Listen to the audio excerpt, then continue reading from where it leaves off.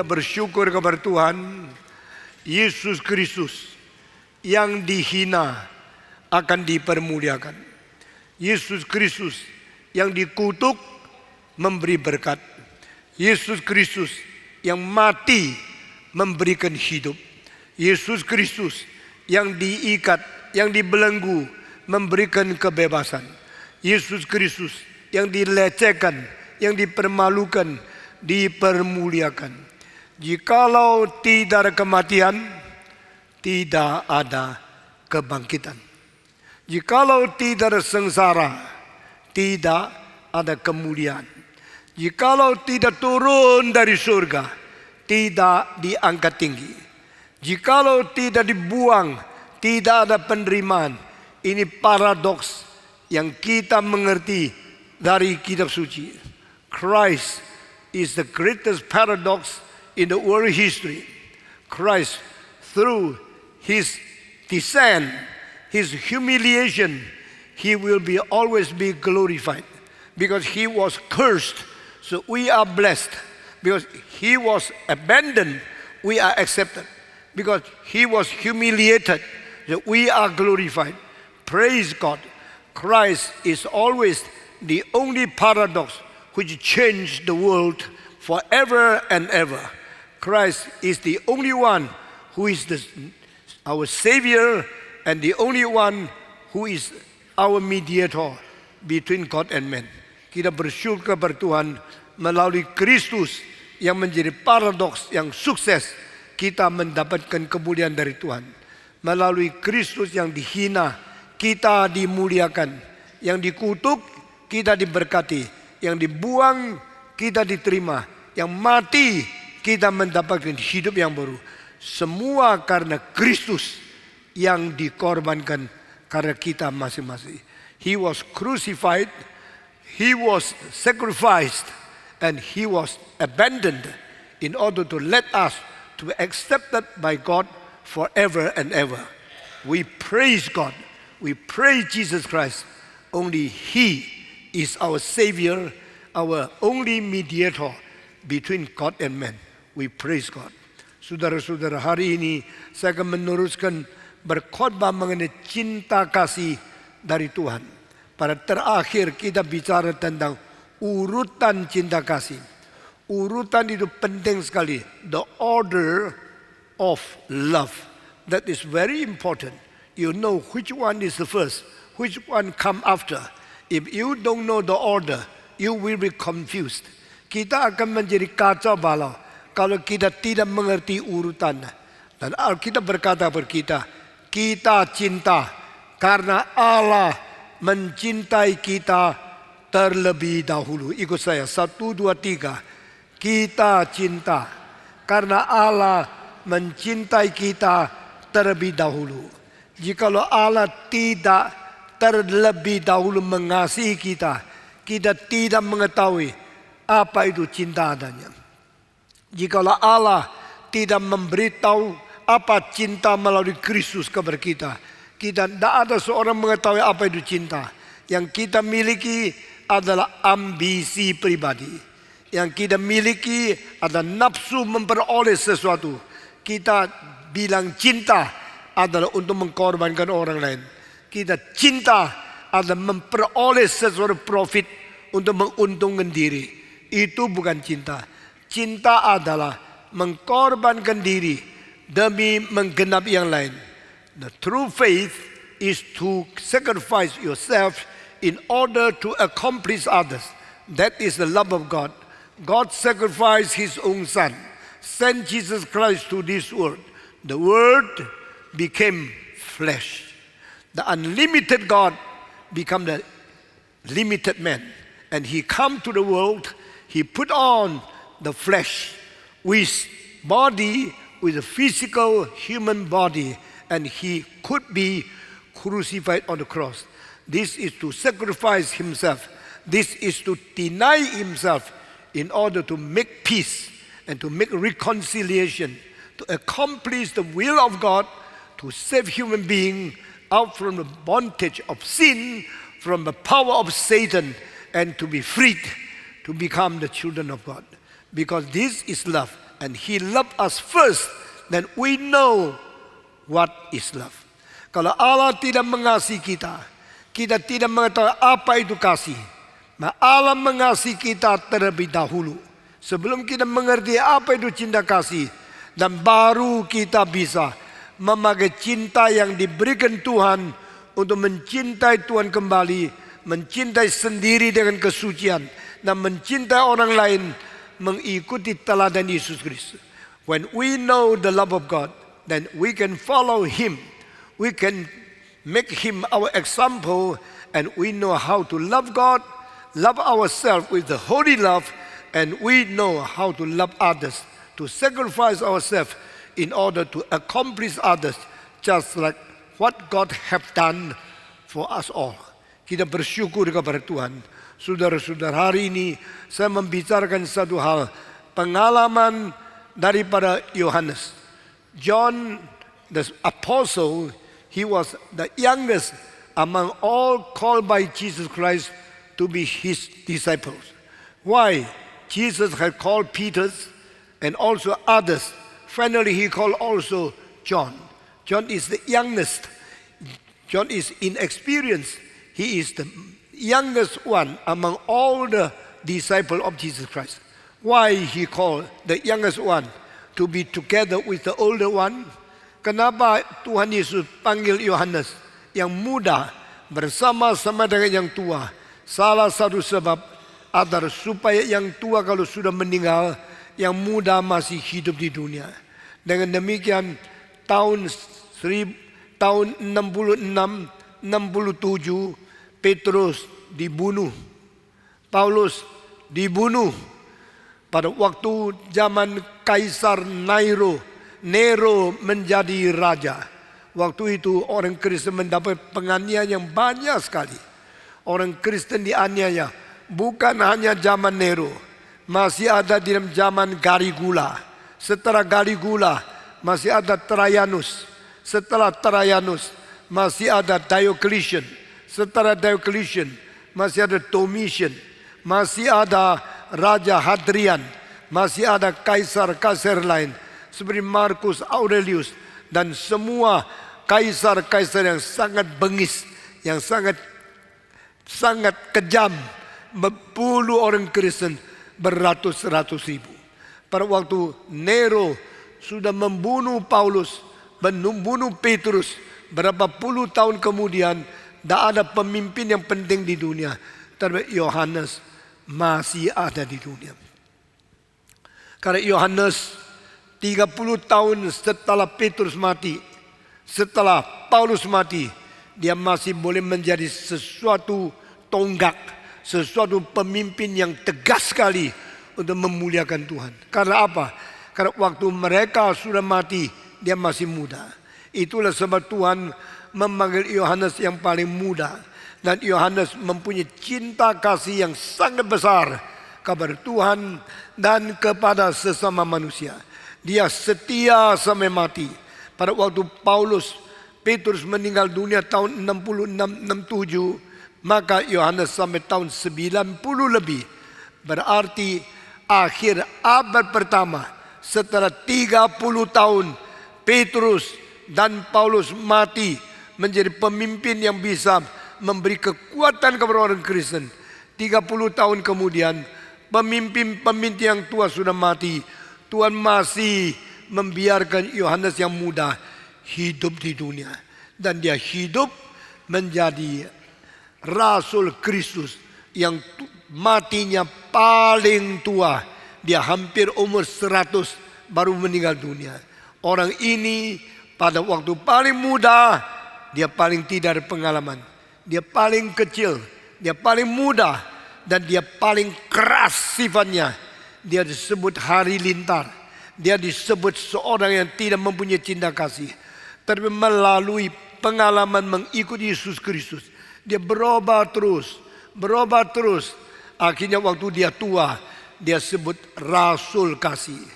When Peter was called the apostles of hope, Paul was called apostle of faith, and Jacob was called the apostle of deeds. Now we know only one disciple of Jesus Christ was called the apostle of love, and that is John. John disebut rasul kasih karena dia mengikuti Tuhan makin lama makin berubah. Sifat dia berubah total. Waktu dia tua, dia penuh dengan cinta kasih, penuh dengan kesabaran, penuh dengan kelembutan yang tidak ada pada orang lain. Karena dia mengikut Tuhan dan mengalami perubahan. Saya tidak tahu sebelum engkau ikut Tuhan sifatmu bagaimana. Sebelum engkau menjadi orang Kristen sifatmu bagaimana. Dan saya mau tanya, selama engkau menjadi orang Kristen, adakah perubahan? Selama engkau mengikut Tuhan berapa puluh tahun, adakah perubahan? Apakah dulu engkau seorang yang suka berbuat jahat, setelah ikut Tuhan tetap berbuat jahat? Apakah dulu engkau suka berzina, setelah menjadi orang Kristen tetap melacur? Apakah dulu engkau berjudi, suka marah-marah, setelah menjadi orang Kristen tetap seperti dulu? Jangan begitu. Mari kita belajar berubah sifat, minta kekuatan dari Tuhan untuk menjadi manusia baru, mempunyai sifat yang baru, diperbarui, disegarkan. You should experience renewal, refreshing, and change your character, change your personality to be more and more like our God, like our Lord, like our Savior Jesus Christ. Yohanes seorang berubah terus dan makin lama makin penuh dengan cinta kasih. Salah satu sebab paling besar karena dia adalah satu-satunya di dalam semua murid Yesus yang pernah naik ke Bukit Golgota waktu Yesus mati. When Jesus died and hung on the cross in the Golgotha, only one disciple ever climbed up to the hill, to the mount of Golgotha, and he was John. John, different from other disciples. He's the one who cried, and he knows that he need to come to Jesus Christ. He climbed up and he went up to the mount of Calvary, and he saw with his own eyes Jesus was sadly crucified on the cross.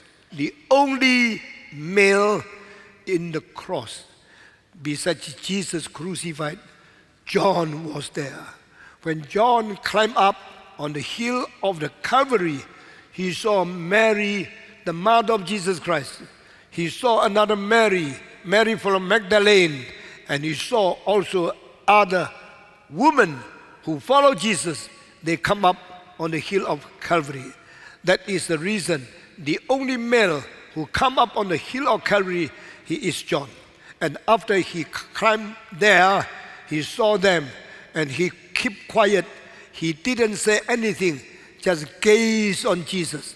Look up to Jesus who was crucified. Dia satu-satunya laki-laki yang berada di Bukit Golgota. Dia satu-satunya murid yang melihat dengan mata sendiri, memperhatikan bagaimana Yesus dipaku di atas salib. Hati dia ngeres, dia sangat tergerak, dan dia tidak berbicara satu kalimat pun. Karena dia tidak bisa bicara, tidak ada alasan untuk bicara. Dia terlalu kaget. Kenapa Yesus mati begitu sengsara? Mengapa Yesus mati begitu mengerikan? Mengapa Yesus mati diperlakukan demikian kejam oleh orang Romawi? Kedua tangan dipaku, kedua kaki dipaku, kepalanya memakai mahkota duri, darah tetes dan habis-habis dari kepalanya, dari tangannya, dari kakinya. Saudara-saudara sekalian, Yohanes satu-satunya rasul yang melihat kematian Kristus sekejam seperti ini. Dan dia tidak mengerti dalam hatinya, why Jesus have to die like this in order for my sin? Why Jesus must be tortured like this and suffer so deeply, suffer so griefully to replace our sins, to be hung on the cross. Yesus harus digantung di atas salib karena dosa kita, begitu sengsara menerima kematian, maka di situ dia mempunyai kesan, this is love. Inilah cinta, inilah kasih Tuhan Allah. Itu sebab bukan Petrus, bukan Paulus, bukan Yakobus, tapi Yohanes, satu-satunya orang yang berada di bawah kali salib, dia bisa menulis kalimat, for God so loved the world that he gave his only begotten Son, to those who believe in him, they shall not perish, but they will obtain the eternal life. Hanyalah Petrus, hanyalah Yohanes yang berdiri di bawah kayu salib, yang mengerti kematian yang begitu besar cintanya. Akibatnya waktu dia tua, dia tulis ayat yang paling indah di seluruh kitab suci.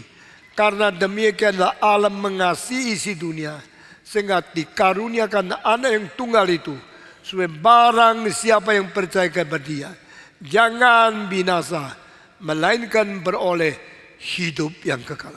Kita bersyukur kepada Tuhan. Jikalau Yohanes tidak naik ke Golgota, dia tidak mengetahui cinta yang besar seperti ini. Jikalau Yohanes tidak berada di bawah kaki Yesus yang disalib di atas Golgota, dia tidak mempunyai perasaan bersyukur seperti ini. Tetapi karena dia pernah naik ke atas, tengah jalan naik ke Golgota, dia pasti melihat tetesan darah di tempat-tempat perjalanan itu. Yang naik ke Golgota, Yohanes melihat tetesan darah. Dia ikut mengeluarkan, teteskan air mata, karena demikian cinta kasih Allah. Karena dia mempunyai pengalaman itu, dia mempunyai visi penglihatan itu, maka akhirnya dia tergerak, dia menulis Injil Yohanes 3:16. Karena demikianlah Allah mengasihi isi dunia, demikian mengkorbankan Kristus anaknya di atas kayu salib, supaya barang siapa yang percaya kepada dia jangan binasa, melainkan beroleh hidup yang kekal. Ayat yang paling agung ini bukan keluar dari pen Paulus, bukan ditulis oleh Petrus, Yakobus, atau murid-murid yang lain. Ayat yang teragung ini hanya keluar daripada tulisan Yohanes, karena Yohanes sendiri melihat Kristus mati di atas kayu salib. Hari ini saya memberikan konklusi, jikalau cinta Tuhan di atas kayu salib engkau tidak mengerti, maka engkau tak mungkin mengetahui apa itu cinta. Tak mungkin juga mempelajari Yesus mencintai orang lain sambil rela mengorbankan diri. If you never see the vision of Christ crucified on the cross, you will never feel how great is the sacrifice of Jesus died for you to be abandoned by God. My God, why have you forsaken me? If you never see, never know, never feel, and never understand the cross of Jesus, you will never realize what is the love of God. You will never know how to love others just like Jesus as your example, how he loved others and sacrificed himself. That is the reason John, the Gospel, chapter 3, verse 16, the greatest verse in the Bible, the golden verse in the New Testament, tell us, for God so loved the world that he gave his only begotten Son, so everybody who believes in him shall not perish, but they will obtain the eternal life from God. Only people who understand the love of God understand what is salvation. Only people who understand the crucified Jesus Christ, and you will understand what is called sacrifice, what is called propitiation, what is called replacement. Christ substitute us, and he was hung on cross to bear our sins and to bear our punishment. Praise God. Karena Yohanes mengetahui cinta Yesus, korban Yesus di atas salib, maka Yohanes mengetahui apa itu cinta Allah. Sekarang saya mengambil satu ayat supaya kita membaca bersama-sama. Mari kita membaca 1 Yohanes pasal ketiga ayat ke-16. Bukan Injil Yohanes, tapi surat Yohanes yang pertama. 1 Yohanes pasal ketiga ayat ke-16. Mari kita membaca bersama-sama ayat yang agung ini. Sama-sama 3:16. Bukan Injil Yohanes 3:16, tapi 1 Yohanes 3:16. Saya membaca satu kali, sesuai kita semua membaca satu kali. 1 Yohanes pasal 3 ayat ke-16. Demikian bunyi firman Tuhan. Demikianlah kita ketahui kasih Kristus, yaitu bahwa Ia telah menyerahkan nyawanya untuk kita. Jadi kita pun wajib menyerahkan nyawa kita untuk saudara-saudara kita. Mari kita membaca bersama-sama. 1, 2, 3.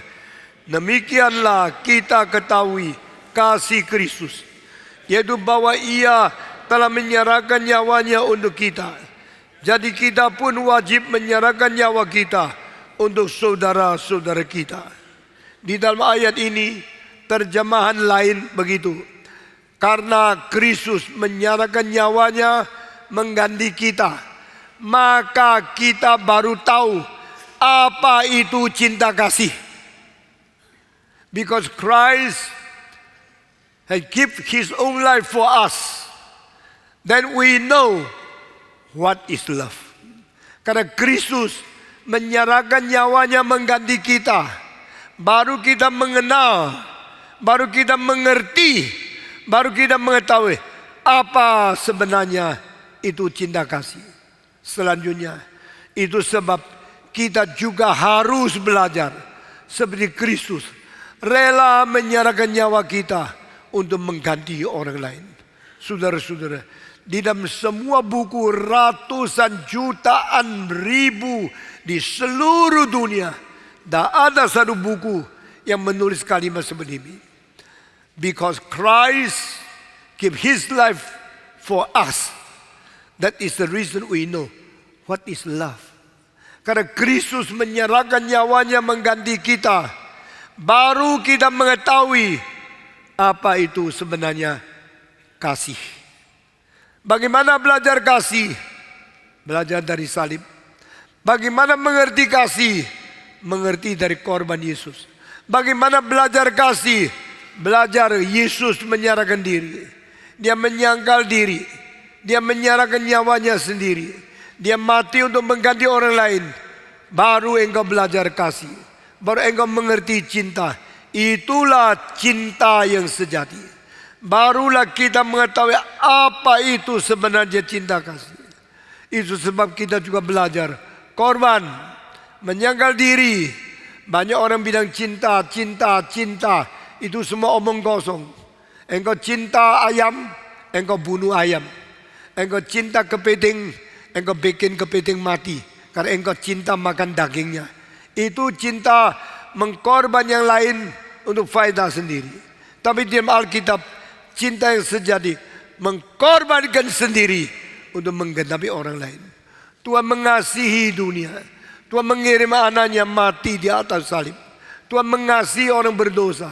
Tuhan mengorbankan Yesus mati di atas kayu salib untuk menyelamatkan kita. Cinta adalah mengkorbankan diri semua. Cinta adalah menyerahkan diri semua. Cinta adalah menyangkal diri semua untuk menggenapi orang lain. Untuk menggenapi orang lain semua. Untuk menggenapi orang lain. Itu cinta. Kalau engkau cinta istrimu, apa yang engkau korbankan bagi dia? Kalau engkau cinta suamimu, apa yang engkau serahkan bagi dia? Jikalau engkau mencintai ayahmu, ibumu, pendetamu, gerejamu, dan sesama Kristenmu, apa yang engkau korbankan untuk mereka? Cinta bukan memperoleh. Cinta bukan saya senang, saya merampas. Cinta bukan saya ingin mendapatkan. Akhirnya saya menjalankan paksaan kehendakku untuk orang lain mengikuti kehendakku. Itu bukan cinta, itu keinginan, itu nafsu, itu ambisi, itu egois. Cinta melawan egois. Egois menjadi musuh cinta. Egoisme itu musuh kekristenan. Hanya mementingkan diri itu ada musuh, setru dari iman Kristen. Iman Kristen adalah belajar cinta. Belajar cinta dari teladan Yesus. Teladan Yesus menyerahkan diri di atas kayu salib. Menyerahkan diri, mengkorbankan, mengalirkan darah, mati untuk menanggung dosa orang lain. Itu sebab barang siapa yang belajar cinta menyontoh Yesus. Barang siapa yang mengerti cinta mengkorbankan diri. Barang siapa yang rela mengkorbankan diri, itulah orang mengerti apa itu cinta kasih. Kita belajar dari Tuhan. Dengan demikian orang yang pernah duduk di bawah salib yang namanya Yohanes, inilah yang menulis ayat ini. Demikian Allah mengasihi si dunia, sehingga dikaruniakan anak yang tunggal Yesus mati bagi kita, supaya barang siapa percaya kepada Dia jangan binasa, melainkan beroleh hidup yang kekal. Hari ini di antara kita, jikalau ada orang belum kenal Tuhan Yesus, saya berdoa, saya berkata, dan saya mengundang engkau datang kepada Tuhan. Buka hatimu, menerima Yesus yang mati di atas kayu salib, masuk ke dalam jiwamu, menjadi juru selamat, menjadi Tuhanmu. Dia akan mengampuni dosamu, memberikan hidup yang baru kepada engkau. Dan Dia adalah Tuhan yang sudah mati dan bangkit kembali. Sekarang Dia menjadi penguasa seluruh dunia. Saudara-saudara, saya percaya Tuhan mencintai umat manusia. Dan saya melihat khususnya Tuhan sangat mengasihi Indonesia. Ini kali dalam pemilihan presiden, sesudah pemilihan terjadi, kekacauan ikut datang. Karena ada orang yang tidak rela kalau bukan dia yang jadi presiden. Tetapi Tuhan tetap mengasihi Indonesia. Amin. Tuhan memberikan polisi-polisi bijaksana luar biasa. Dilawan, tenang saja. Padahal tangan polisi ada pistol, mereka ada peluru, mereka ada senjata, tapi mereka tahan. Ini bijaksana dari Tuhan. Ini kesabaran dari Tuhan. Supaya tidak terjadi lebih banyak orang yang mengalir darah. Tidak terjadi lebih banyak pembunuhan di Indonesia. Tuhan memberkati negara ini, memberikan ketenangan, memberikan perdamaian. Tapi jangan lupa, tidak ada satu zaman tidak ada kejahatan. Tidak ada satu negara tidak ada kesulitan. Tapi sejarah di dalam tangan Tuhan. Tuhan memimpin sejarah kadang-kadang lewat ketenangan, perdamaian. Kadang-kadang Tuhan mengizinkan kekacauan, peperangan dan kesulitan. Tapi akhirnya Tuhan akan menguasai. Peperangan pertama, kenapa bisa selesai? Peperangan dunia kedua, kenapa bisa selesai? Tuhan campur tangan. Tuhan campur tangan membawa orang Yahudi yang dianiaya di Jerman pindah ke Amerika. Sehingga Amerika yang lebih dulu bikin bom atom, bukan Jerman. Setelah Amerika bikin bom atom, kenakalan Jepang, Jerman dan Italia akhirnya terkendalikan. Saya mempelajari sejarah, saya mengetahui Tuhan adalah Tuhan yang sangat kasihan kepada manusia. Meskipun banyak yang berontak, banyak yang kurang ajar sama Tuhan, Tuhan membiarkan situasi bisa dikendalikan. Bukan karena kepintaran manusia. Saudara-saudara tahu tidak? Dalam peperangan dunia kedua, satu-satunya negara yang bisa bikin bom atom cuma Jerman. Inggris tak bisa, Rusia tak bisa, Amerika tak bisa, Prancis tak bisa. Hanya Jerman bisa. Tapi Tuhan tidak mengizinkan Jerman yang bikin bom atom. Tuhan suruh yang bisa bikin bom atom, Oppenheimer, Einstein, semua harus pindah ke Amerika. Siapa yang kasih mereka pindah? Tangan Tuhan. Tangan Tuhan kalau campur di dunia, manusia tidak bisa melawan. Tuhan campur tangan. Saya percaya Indonesia juga dicampuri tangan. Karena yang tidak ingin Jokowi jadi presiden, mempunyai keinginan yang jahat, lalu menghancurkan, mengacaukan, meributkan. Tapi akhirnya Tuhan tidak mengizinkan. Biar kita mengetahui hanya Tuhan penguasa yang tertinggi. Amin. Tuhan penguasa yang terakhir. Amin. Tidak ada orang bisa melawan dia. Kalau dia membiarkan dunia mati, biar dunia kacau. Tidak ada orang bisa tolong dunia yang jahat ini. Tapi kalau dia mau menguasai, mau menghambat, dan mau menahan, tidak ada orang jahat bisa sukses semau sendiri. Karena Tuhan penguasa, Tuhan pemimpin seluruh umat manusia. Cinta Tuhan paling besar dinyatakan di atas kayu salib Kristus. Yesus mati mengganti kita. Yesus Kristus yang membawa kita kembali kepada Tuhan Allah. Kiranya Tuhan memberkati, dan cinta seperti ini menggerakkan engkau, saya, kita semua, biar kita menyontoh, kita semua meneladani, kita mengikuti contoh teladan Yesus Kristus yang menyerahkan diri, mengkorbankan jiwa untuk menggenapi orang lain.